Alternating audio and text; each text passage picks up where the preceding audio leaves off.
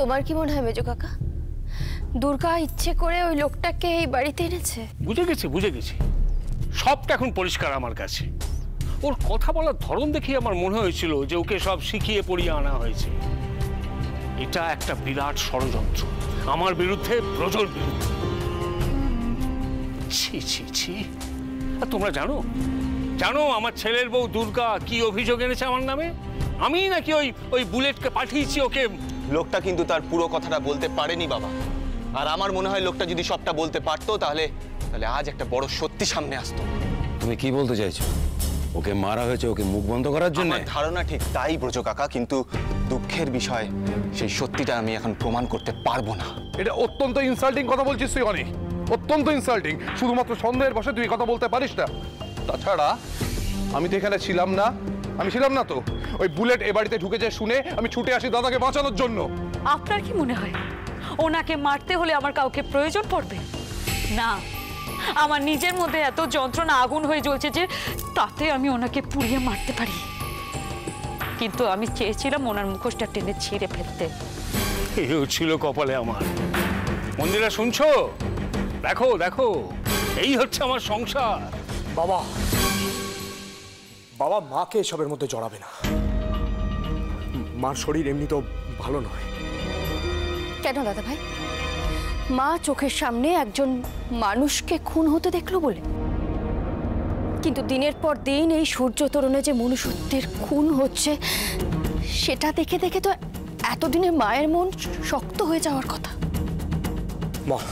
মা তুমি দাঁড়িয়ে আছো কেন? চলো ঘরে চলো, তুমি চলো। একটা সত্যিকে চাপা দিতে একটা মানুষ খুন করা হলো। মাকে সরিয়ে নিয়ে গিয়ে কি চাপা দেবে মিহিরদা? উনি নিজের স্বার্থের জন্য নিজের কাছের মানুষকে খুন করতে দুবার ভাবেন না। মানুষের জীবন এতটাই সস্তা ওনার কাছে। দাদার নামে তুমি এসব কথা বলছো একটা সত্যিকে চাপা দেওয়ার জন্য দুর্গা? কত মিথ্যে, ঝুড়ি মিথ্যে। ওকে মারার জন্য নাকি ব্রজ বুলেটকে কন্ট্রাক্ট দিয়েছিল। কে কি করেছে আমি জানি না বাবা, তবে যেটা ঘটেছে সেটা আমি নিজে দেখেছি। তুমি যেটা দেখেছো সেটা ভুল আমি তো বলছি না।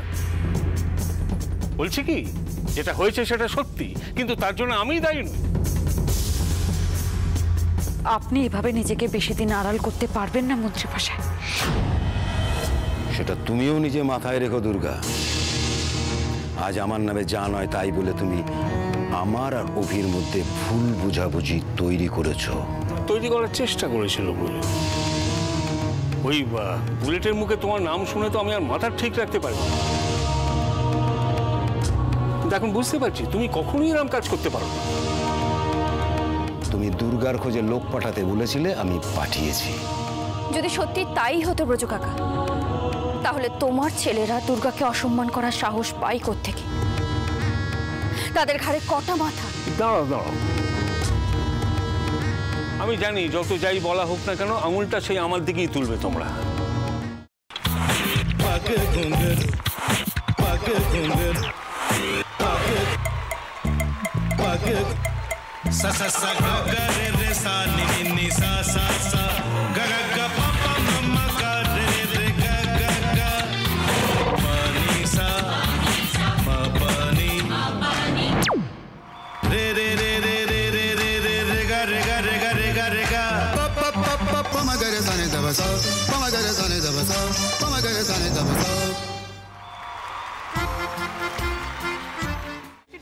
ভাতের সঙ্গেই খায়।